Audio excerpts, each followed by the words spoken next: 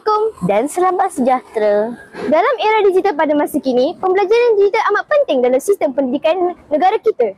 Video kali ini, saya Naura dan saya Ryan akan membawa anda meneroka kepentingan bahan digital pada masa kini yang akan memperkasakan sistem pendidikan negara kita.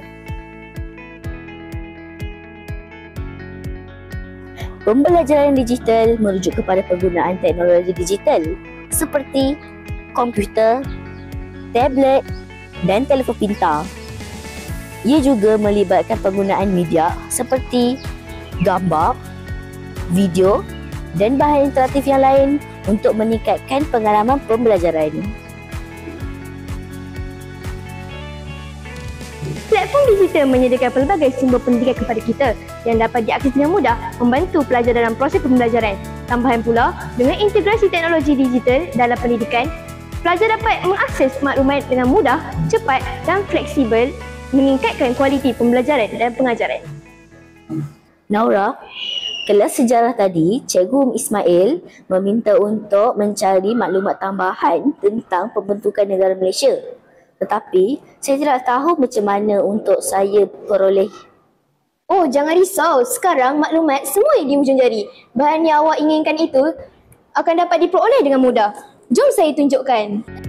Berikut adalah beberapa platform bahan digital yang dapat memperkasa pendidikan di Malaysia.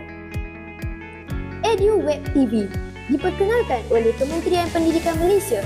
EduWeb TV adalah portal yang menyediakan video pendidikan termasuk kurikulum, berita dan rancangan khas untuk menyokong pembelajaran di luar bilik darjah.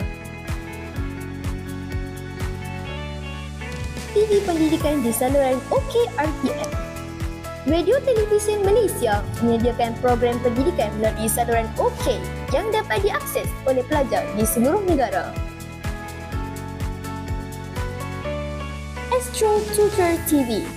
Astro menawarkan saluran tutor TV yang menyediakan program pendidikan untuk pelajar serta membolehkan akses bahan pembelajaran berkualiti dari rumah. Okey, cikgu nak kamu semua lawan kuat-kuat. Saya akan dapat A+ dalam berikan moral. Baru semangat. Cikgu akan Dan yang terakhir, platform yang ramai orang gunakannya untuk mendapat bahan dan maklumat. Apakah itu, Naura?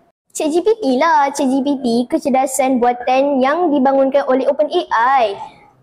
Apa yang menariknya ChatGPT ini, maklumat yang diinginkan dapat dijana dalam masa yang singkat.